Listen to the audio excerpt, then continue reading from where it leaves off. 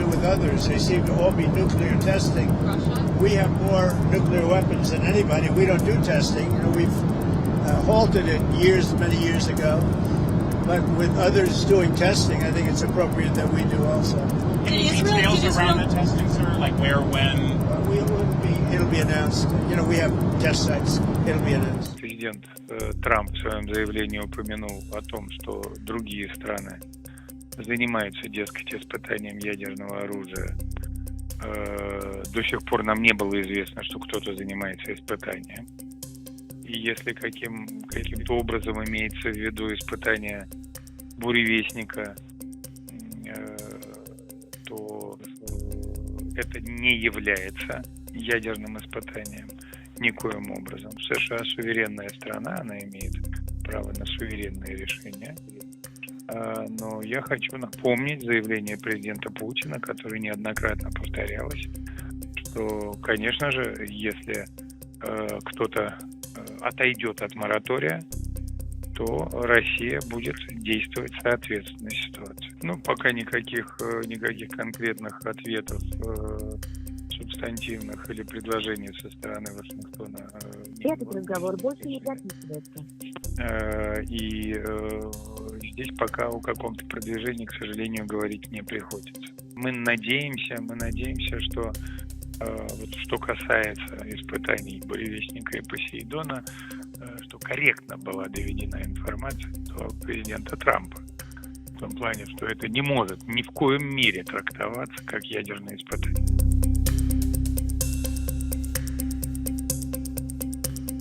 The last U.S. nuclear test was in 1992.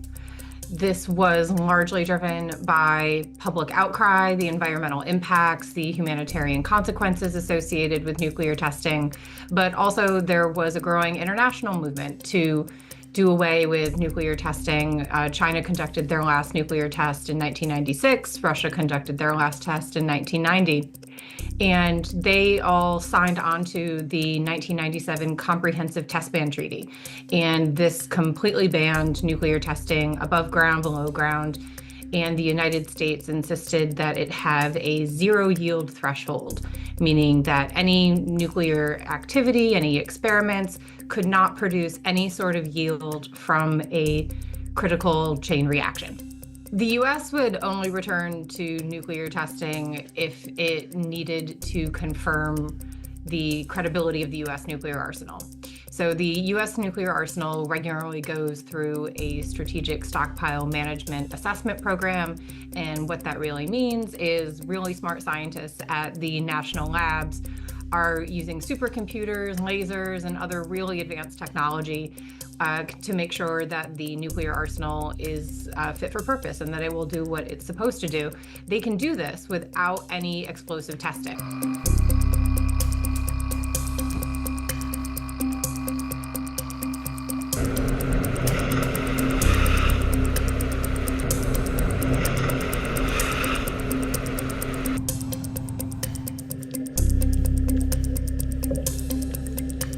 There's also a political aspect to this, right? If the U.S. wanted to make a really big signal or send a really strong signal to Russia or China that it wanted to get back into nuclear competition, perhaps with new weapons designs, then it might want to return to testing for those reasons as well. However, I think it's really important to point out that when President Trump recently said that he wanted the U.S. to immediately return to nuclear testing, it's possible that he meant the type of testing I've been talking about, which is testing of warheads, testing from the nuclear stockpile. It's also possible that he meant testing of missiles and other delivery platforms that would carry those nuclear weapons.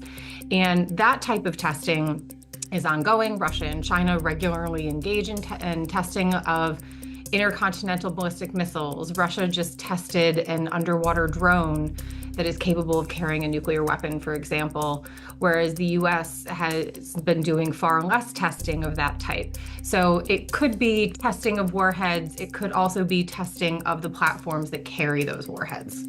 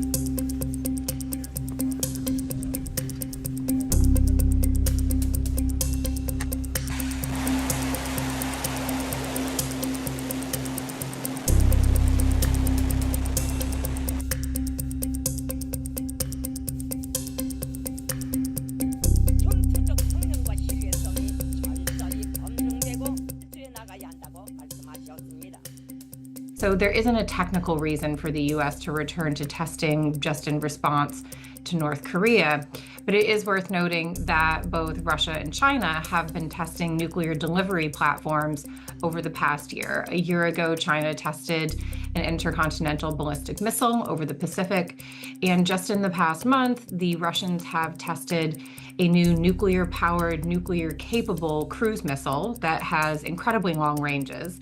And they've also tested an underwater drone that could potentially carry nuclear weapons, according to Putin. If the United States did return to nuclear testing, then other nuclear possessors potentially could follow suit. The country that would benefit the most from a return to nuclear testing is China. The United States conducted over 1,000 nuclear tests. Russia conducted over 700. China has done less than 100 nuclear tests.